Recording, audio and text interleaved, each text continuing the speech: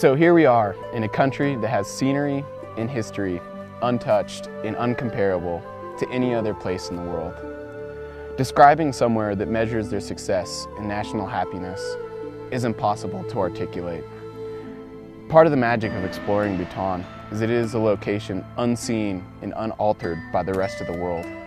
And then we've added a rafting and river element that takes us deeper into the Himalayas, deeper into the lives of the locals, and deeper into parts of the world that only a very blessed few have had the privilege of enjoying. Somewhere between the artistically and spiritually beautiful monasteries, the 20,000-foot Himalayan peaks, an incredible collection of rivers, I'm just left speechless.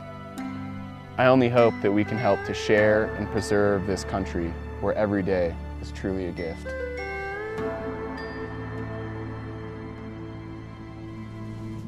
The Bhutanese people, what's there to say? We are very, very rare. We like to think that we are a happy nation. We like to think, everything around us is good. And actually it is. We've had it good, and hopefully it'll stay on this way. We are an endangered species. We have 700,000 Bhutanese living on this planet. We're this little country sandwiched between a billion Chinese above us and a billion Indians below us. One would think that we'd be influenced either by India or China, but people like us that have been educated outside of Bhutan know how important it is to preserve our own culture, our identity, and to carry on living the way we have, living as our forefathers did, and preserving our way of life. Hopefully we'll be able to do that in the years to come. Hopefully we'll leave Bhutan as it is, intact for our children.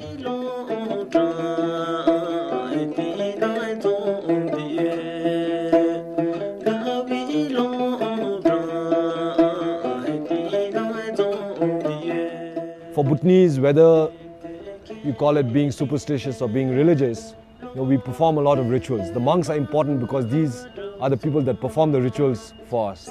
Religion is a way of life here. Buddhism is a way of life. And in the old days, every family aspired to have one of the sons, one of the boys in the family to join the monk body in order to perform the rituals. Today, being a monk is more out of choice than anything else. A lot of the kids who decide to become a monk decide by themselves. In the old days, you could say that people encourage one of the kids to become a monk, and they would join, the monk body as young as 5 years old, 4 to 5 years old, and they would be then put under the guidance of one of the teachers and then taught the religious scriptures. And then as they grew older, they would come back, the kids would come back, perform rituals for their families back home in the villages. Dzongs are, huge fortresses that you would see in every valley that you visited in Bhutan. Although in the old days it was more about it being a fort that people lived in, it protected the people that lived inside the Dzongs. Today it's a living culture. We house the festivals there. The annual festivals are housed in the Dzongs, and we go there for religious purposes. Most of the Dzongs were built a couple of 100 years ago, the oldest being sometime in the 1620s.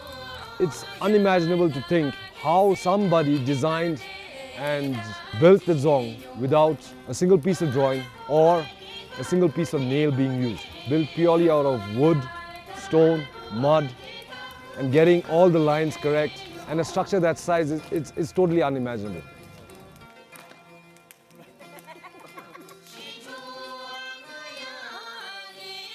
Taktsang Monastery, my favorite place in the world. If there was an eighth wonder, I'd probably rank it there. Taktsang is perched on a cliff 3,000 feet high overlooking the Paro Valley. And the hike up is stunning. Religious significance of Taktsang for all Bhutanese is that this is where Guru Rinpoche meditated. Taktsang is a must-visit pilgrimage site for all Buddhists that believe and worship Guru Rinpoche as a god.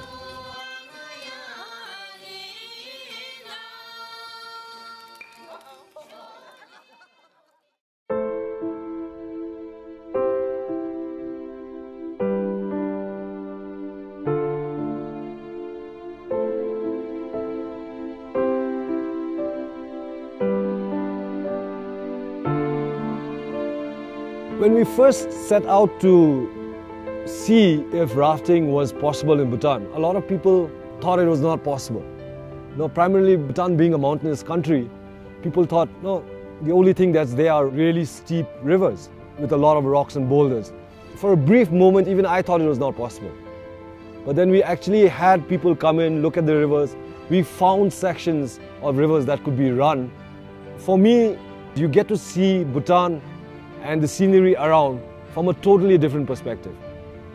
Here you are sitting on a raft, floating down a river, looking out at Bhutan and seeing it from a totally different angle, which I think is exciting and nice to go from valley to valley, raft different sections, meet the different type of people from different valleys and see it from that perspective. So it's not just about rafting, it's about combining rafting with what else Bhutan has to offer.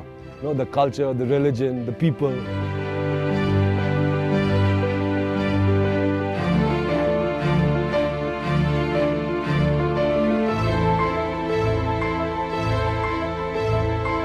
The rafting is surreal for me. The idea that I'm in a place where very few people have been is amazing to me and very moving.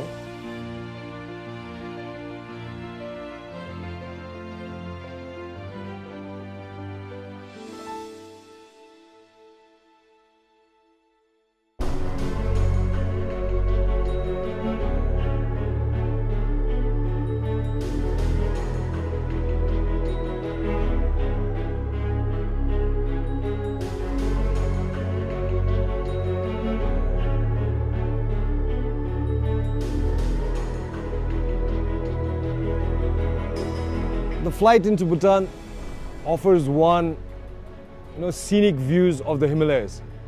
And while driving from Paro to Thimphu, going over the Dochila Pass on a clear day is perhaps one of the most scenic views that you'll ever get of the Eastern Himalayas. Sitting up there at about 10,000 feet is breathtaking and a view that one would die for.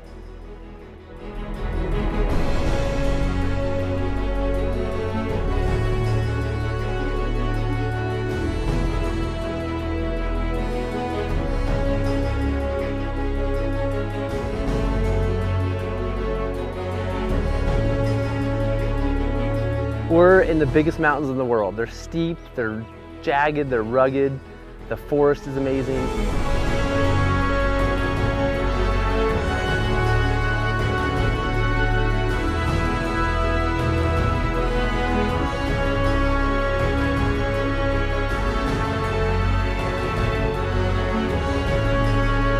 It's a different country, it's a different feel here. It's more reverent. It's just unbelievable.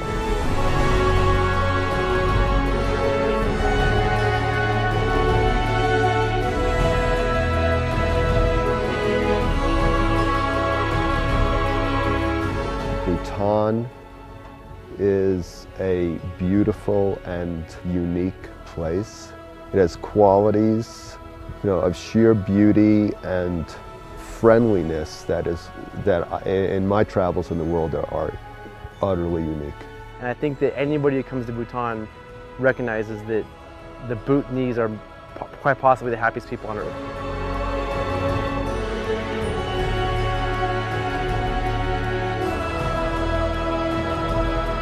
You're always going to have fun in Bhutan. No matter what. You could come and no matter what's going to happen, every day here is a gift. It's always special. Every day has exceeded expectations. I had high expectations. Every day it's been something completely unexpected. I don't know where else in the world things are so completely holistic. So it really is kind of a manifestation of Shangri-la. It's really what it is.